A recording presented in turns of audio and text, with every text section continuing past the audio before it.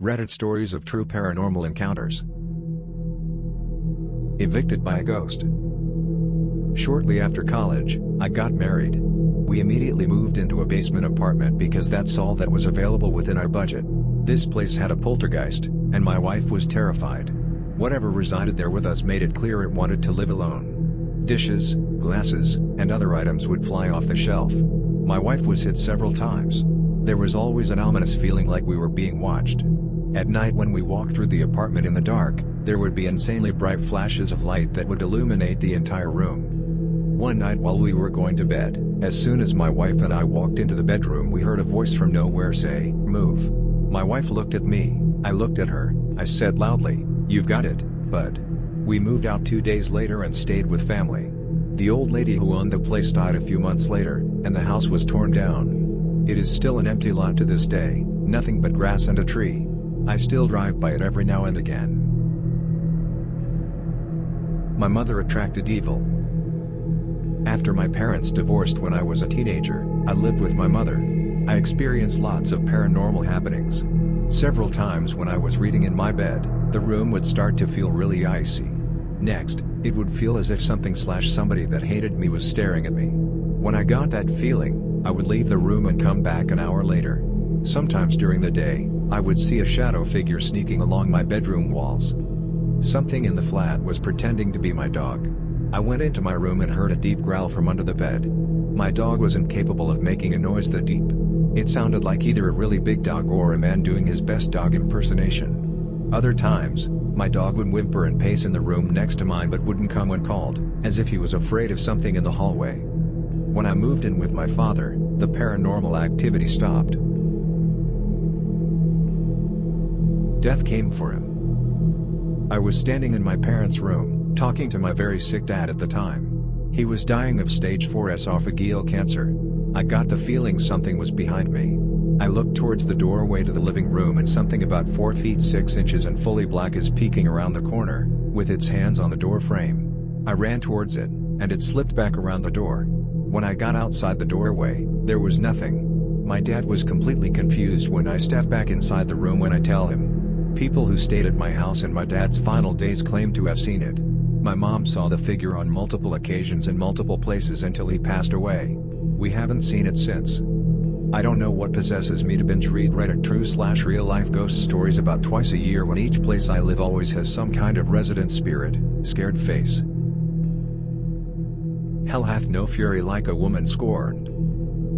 After we moved into our home, we were told the woman had died there at the hands of her abusive husband. She hated men. My dad would wake up with scratches all over himself, and whenever my brother was mean to my sister or I, he would have scratches on him as well. One day, my brother hurt our sister. He hit her with something. When he woke up later that night, he had a horrible bloody nose. The day we moved out, my brother accidentally broke his twin's arm trying out a wrestling move. He swears that he would have died that night if it wasn't our last in the house. The unrest stop. I was driving across country with my mom and sister when I was 16 and my sister was 20. It was late, but we were well rested still and alert. We were driving along an interstate and needed gas and a bathroom break, so we stopped at the only rest stop in 200 miles.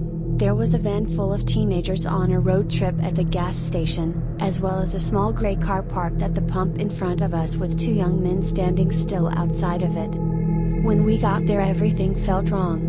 We'd been on the road for days and seen many rest stops at night and had never been afraid until then. My mom and sister went inside and I stayed in the car. I heard the teenagers say they were creeped out and couldn't get the pump to work, and they left in a hurry. I was watching the car in front of us, and the 2 men had not moved at all. Not an inch.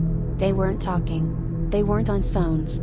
They were just standing there, still as stone. My sister and mom came running back out to the car, and when they got in, the 2 men slowly turned to look at us while not moving or pivoting the rest of their bodies, and I swear to fucking shit, we all saw the same thing. They had eyes dark as pitch and empty. Truly empty. Not black, not reflecting any light at all, just a void. We sped out of there and didn't stop until we were in the next city. The worst thing about the entire experience? We couldn't find the place on any map. We knew exactly which spot on the interstate to look, and we couldn't find it on Google Maps or any paper map we had. We even asked locals about the creepy gas station out on that stretch of road and got only confused looks. We've traveled on that interstate since, and there is no rest stop. The Walking Dead. I'm a psychiatric nurse, and early in my career, I worked at a residential mental health facility. One of our residents was an elective mute, which means that he couldn't talk, but there were no medical reasons as to why. He had spoken earlier in his life and in fact seemed quite normal back then, with the exception of being close to 7 feet tall. He'd been raised in the Deep South and joined the military when he was 19, but one night he vanished. He was declared AWOL, and eventually he was declared missing and dead. 10 years later, a 7-foot-tall man walked into a VA hospital emergency room in my part of the Midwest and said to the receptionist, "My name is Marion Duchesne, not the real name, and I've been dead for 10 years. Those were the last words he ever spoke. It wasn't a little girl. I was camping with my husband and his family at a small, remote lake in New Mexico. There were about 10 people in our group and another group of 6 people in the next campsite. It was nighttime and both groups were doing typical activities, making s'mores, having a few drinks and telling stories, when we all heard what sounded like a little girl yelling out for help. Neither group had children with them, but we were all positive we were hearing a little girl and decided to search the area we heard the noises from together. There was a field behind our campsites, and we all saw a very tall, pure white figure standing maybe 100 feet away from us in the field, making the noises. We all agreed this thing looked maybe 6 feet tall, skinny, and white as can be. We made our way closer to investigate, but whatever it was that we saw started backing off as we got closer, and it disappeared into the trees. All night we continued to hear a little girl calling for help as we tried to sleep.